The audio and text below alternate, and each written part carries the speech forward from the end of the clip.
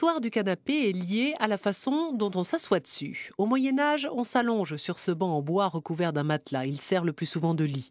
Sous Louis XIII et Louis XIV, c'est un siège rigide, plutôt austère. On s'y assoit quelques minutes seulement. Il faudra en fait attendre Louis XV pour que le canapé devienne confortable, avec pour la première fois un dossier recourbé qui soutient le dos. Mais c'est l'époque des salons mondains à Paris. Pas question donc de se vautrer dans ce canapé en écoutant les philosophes des Lumières. Jean-Michel Léger, sociologue au CNRS et enseignant à l'école d'architecture de Paris-Belleville. On se tient droit et c'est un meuble pour la conversation élégante, entre gens élégants. Ça correspond d'ailleurs à l'arrivée du thé ou du café sur les tables françaises. C'est ce maintien qui différencie radicalement le XVIIIe siècle et même encore le XIXe avec la deuxième moitié du XXe où le canapé devient quelque chose de profond et où on s'avachit. Comme dans le fameux canapé des bandes dessinées de Claire Bretéché. Mais n'allons pas trop vite.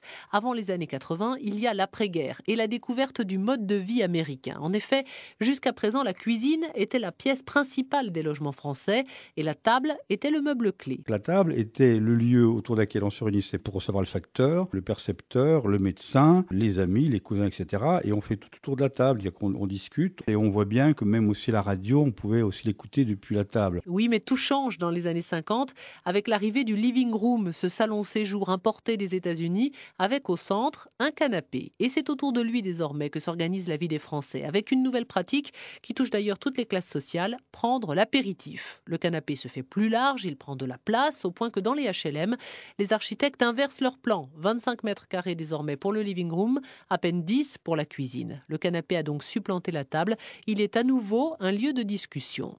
Dans les années 70, il va devenir un lieu de regroupement autour d'un appareil phare, la télévision. Le canapé est d'abord ce meuble dans lequel on s'assied profondément pour la télévision. C'est-à-dire que la télévision suppose le canapé qui suppose la télévision. Donc c'est vraiment le couple, le tandem infernal. C'est la télévision qui détermine l'orientation du canapé. D'ailleurs, je suis étonné qu'il n'y ait pas des fabricants qui pensent, même au point de vue design, d'associer les formes et les couleurs au canapé-télévision. La télévision qui fait du canapé un meuble masculin. On voit bien que pour tous les rassemblements que sont les matchs, les Coupes du Monde ou l'Euro, etc., que là, il y a une manière de se regrouper dans la famille. C'est très sexuel dans le sens que ce spectacle est plus masculin. Et qu'est-ce que fait la femme ou la mère ou les sœurs? Elles apportent les verres, elles apportent l'apéritif, elles desservent, etc. L'inégalité homme-femme, elle existe partout. Et même dans la déco. Mais aujourd'hui, l'évolution de la famille a fait évoluer le canapé, notamment pour les familles recomposées, puisqu'en un clic, il devient un lit.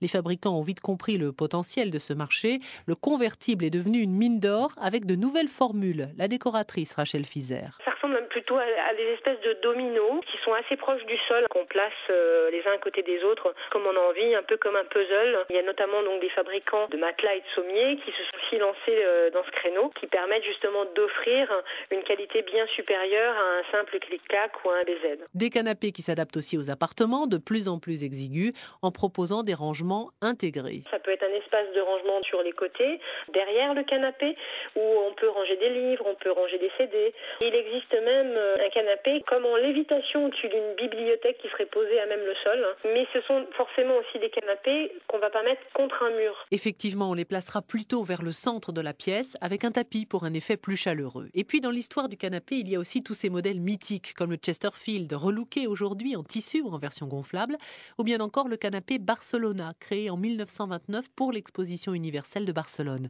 À l'époque, il avait servi de trône au roi d'Espagne. Avec son assise incurvée et ses pieds en métal très fin, légèrement galbés, il est toujours d'actualité. D'autres idées déco sur le canapé, c'est sur franceinfo.fr.